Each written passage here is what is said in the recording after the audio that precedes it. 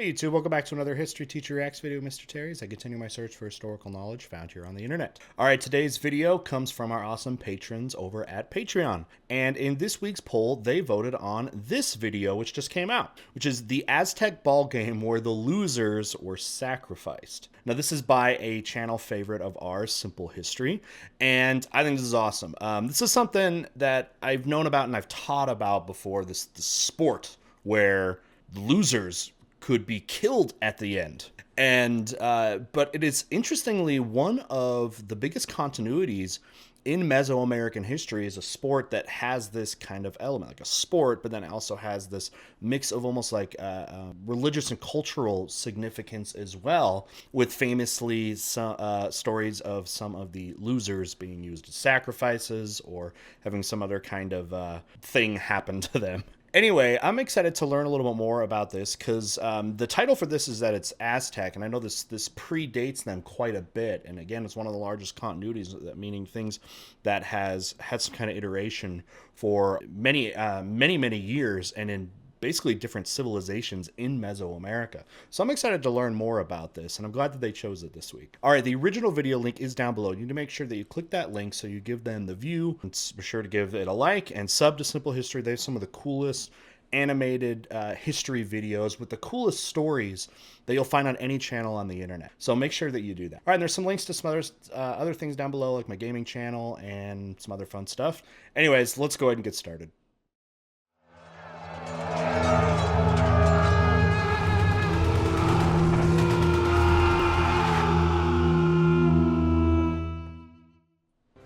This episode is brought to you by the Great Courses Plus.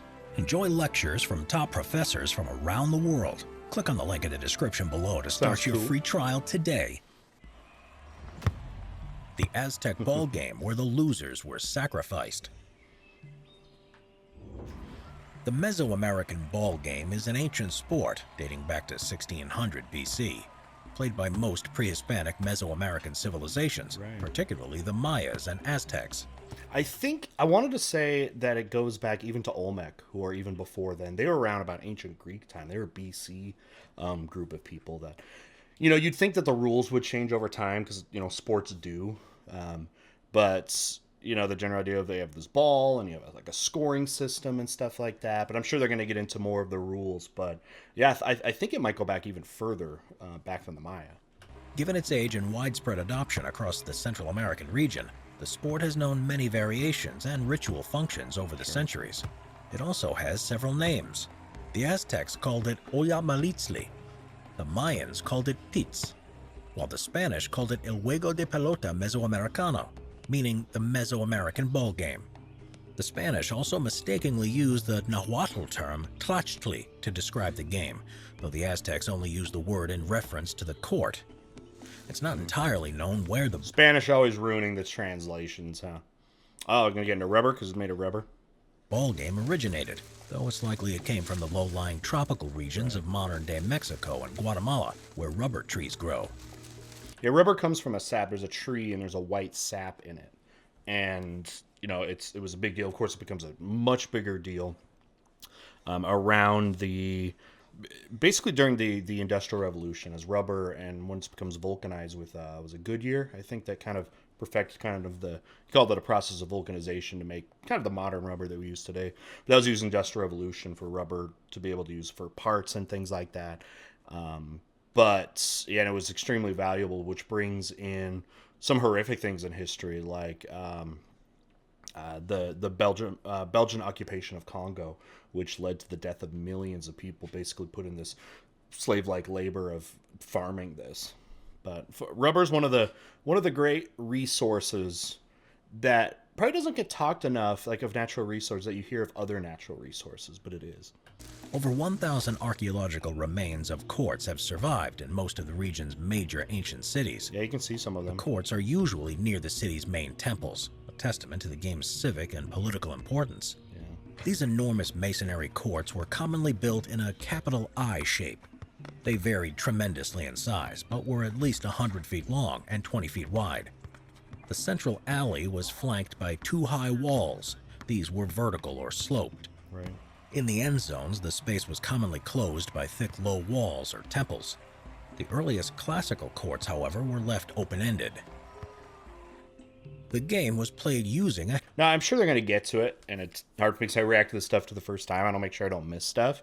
But this was very difficult. This ball, I went to a mine exhibit once at a museum, and they had kind of like a replica ball that you could pick up. It was big. It was like bigger than a basketball, and it was really heavy. It really kind of felt and handled kind of like a medicine ball, where it could have maybe have a little bit more bounce than most medicine balls you're using, but it was very, very heavy. And they're like, these guys are knocking it around like it'd be a soccer ball. Like you could juggle like a soccer ball on your knee or foot or whatever.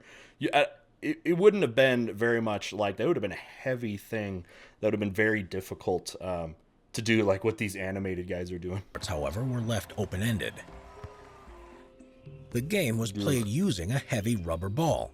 When the Spaniards came across the sport in the 16th century, the Aztecs were playing with balls weighing almost 6.5 pounds.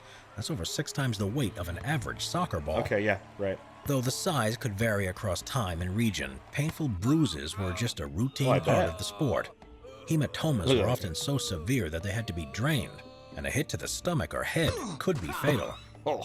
Spanish chroniclers were particularly impressed by the... Right, like, why did they do that then? Why did they make it lighter or something? Because it was rubber, but then inside, I don't know exactly what the material was inside, but it was rubber kind of like plastered around something hard, maybe like a rock or something. That's why it was especially so heavy. It had this really thick, heavy core to it. The bounce and elasticity of the ball, kept in play thanks to the great walls, the stomach or head could be fatal.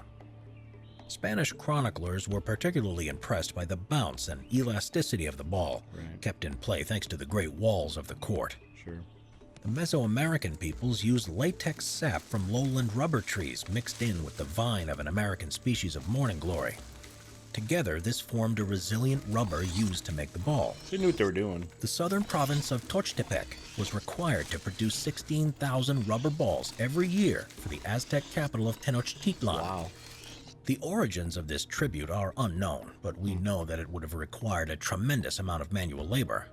A rubber tree only produces about 3 pounds of rubber, less than half of what's needed for a single ball.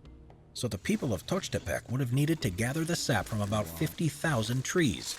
Leading the tribute would have required an army of workers and entire forests cut down. Yeah, that's a lot, and the labor costs, of course, would be huge for something like that. That ball would be expensive, not something that a commoner could afford and go practice in the backyard with. You'd think the amount of work it would have been crazy expensive. Finally, the 16,000 balls weighing over 100,000 pounds had to be carried about 200 miles to Tenochtitlan. It's unlikely this was all done in one go, though. Before we discuss what made the sport so important to Mesoamerican civilizations, let's look at the rules. Yeah. These varied significantly depending on time and place, and it's almost impossible to know all of them. However, among the many variations, some common trends emerge. The game was played by 2 opposing teams, each made up of 2 to 4 players, though other findings put it at 5 to 8. Most commonly, the ball was kept in the air using the hip and posterior. However, the use of rackets, bats, handstones, and the shoulder, elbow, head, thigh, knee, and forearm has also been recorded in different cities and eras. Except for serves, use of the hand was almost always penalized. Okay, so yeah, I mean that's a lot of. It's like everything but your hands, which are a lot of different things.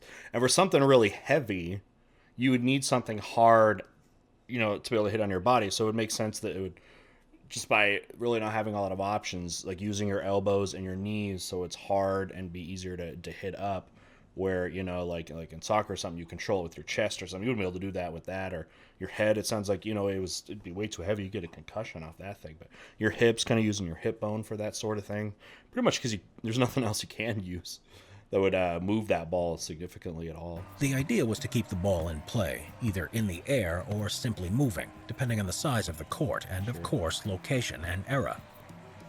We know that it was a very brutal game, played aggressively with a lot of diving onto the hard floor with the heavy solid ball regularly striking the players. There were several ways of scoring points. It looks so hard. These included failure to return the ball, hitting it out of bounds, making the ball land in the opponent's end zone, and hitting certain markers that dotted the court. A final way of scoring points was to shoot the ball through the raised rings that were fixed on both of the central walls. This is what I was wondering, if it was just like an incredibly low scoring game, if what the other points were, because famous thing is they have these rings right on the walls and hit them through, but they're like high up, and to be able to get that kind of control for a ball that was so heavy and you couldn't throw, but you couldn't, like, you know, the accuracy of, like, you see a soccer player that can kick it, you know, hard, that'd be able to move it hard. I always wondered, like, could they, like, what was scoring like, and did people ever score, you know, and how low scoring there was. But it sounds like there were some other potential ways you could score there. Interesting. That's something I didn't know. This is what I was hoping for. The hoops were a post-classical Maya innovation from the 10th century AD and would later infiltrate to the Toltec and Aztec civilizations. The hoops also delineated the court into camps, divided by a black or green line that stretched from the foot of one hoop to the other. Shooting the hoop was not an effortless task. No. The rings were so small that they only just allowed for the ball to pass by a few inches. They were also fixed way above the players' heads. The rings at the ancient Mayan city of Chichen Itza, in modern-day Yucatan, for example, were almost 20 feet high. Yeah. For a sense of scale, a standard basketball hoop is fixed 10 feet above the ground. For these reasons... Yeah, I've never been there, New Mexico, but I have students that tell me all the time, and they go to that the famous one at Chichen Itza, just the ball court, and that was where I saw, and it's, I mean, look at pictures of it, it's so far up. I'm like, how could you ever hit it through? And shooting this heavy ball into the goal was extremely rare. Add to that the prohibited use of hands, and it seems almost impossible. Most games were therefore won on the other point-scoring rules. If achieved, though, shooting the hoop could end the game in the scoring team's favor. Yeah, so it was worth a lot The more. rules for ending the game are unclear, and no doubt varied substantially. One variation states that a game was won when the ball hit the ground in the opponent's camp. This would likely have been for smaller courts, one that would have allowed the ball to stay in the air for longer periods of time. That was something I wonder too, if you, like, with the sport like that, like, if I can't imagine how you'd be able to keep the ball up and the other team, like, you know, like volleyball, I mean, that's, you know, the goal is to not let it hit the ground. I don't understand how you could not have it hit the ground, again, with how heavy it is. And didn't they say it was 100 feet long or something like that, the court? And then what happens when it's on the ground? Can you pick it up and, like, restart? Because you can't use your hands, so how do you get it up? Do you try to flick it up with your foot? Using the walls to support this playstyle. In this version, scoring points would have happened with no interruptions to the game. Another version of the game was one when the opponent allowed the ball to stop moving and fall still in the opposite camp. This was likely played on larger courts. Both versions would have been extremely laborious. Professional ball players made a living through noble patronage and victory prizes, while the noble classes, including warriors, would have also been expected to play the game. The game made a great civic spectacle. The games were not on the same scale as Roman gladiatorial combat or the ancient Greek Olympic Games, but they were socially, politically, and religiously important to most Mesoamerican cities. The walls of the court were often elaborately colored, and the stonework featured intricate carvings. These would have been sources of pride for the city, designed to be admired by any who were invited to the spectacle. The ball game was used for various political means. It was sometimes used to settle disputes between different clans. Rather than going to war, So, yeah. Okay, well, he's going to rulers could just play ball. Okay, so yeah, hey, we could go to war, but let's just do this. You bring your team, I'll bring my team, and the loser loses their farms or whatever. 16th century Aztec emperor Axayacatl allegedly played Huitlamoc, the chief of the Xochimilco people, wagering his annual income against huge portions of his rival's land. Leaders are playing. Betting was very common. On most occasions, people, particularly the urban elite, gambled from the twin masonry stands on either side of the court. Funny how we have these sports and competitions. It doesn't matter when in history it is. Gambling's always there. There's always gambling. People, it must be some innate thing that we want to. It's just an easy way to bet. Gems, land, slaves, mistresses, and even children were gambled away during the festive events. You imagine that? You got, like, the Patriots are playing the Jets or something, and it's like, all right, you're putting up your child, I'm putting up my child. You know, we both hate our children, maybe. Let's put them up, and winner gets the other one. Players occasionally wore a ceremonial-like elaborate headdress with feathers, though deerskin loincloths and skirts appeared to be the most common, often with leather hip guards. Leather and wooden padding for the knees, chest, and arms were also used alongside helmets, depending on the era. What? Padding for the knees, chest, and arms were also used alongside helmets, depending on the era and civilization. Okay.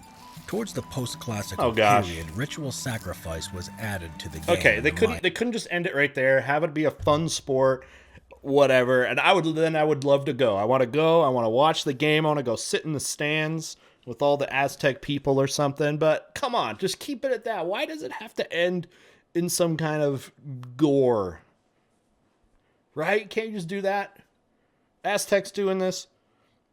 Romans, why do you got to make the killing a spectacle? Can't we just have a nice competitive sports and have fun that way? Mayan world, which then spread across to the Aztecs. The Mayas even featured the ball game in a creation myth from the Popol Vuh, a text recounting the mythology and history of the K'iche' people from modern-day Guatemala. Though the story has several variations, one is that hero twins were playing the game when their noise disturbed the Lords of Death.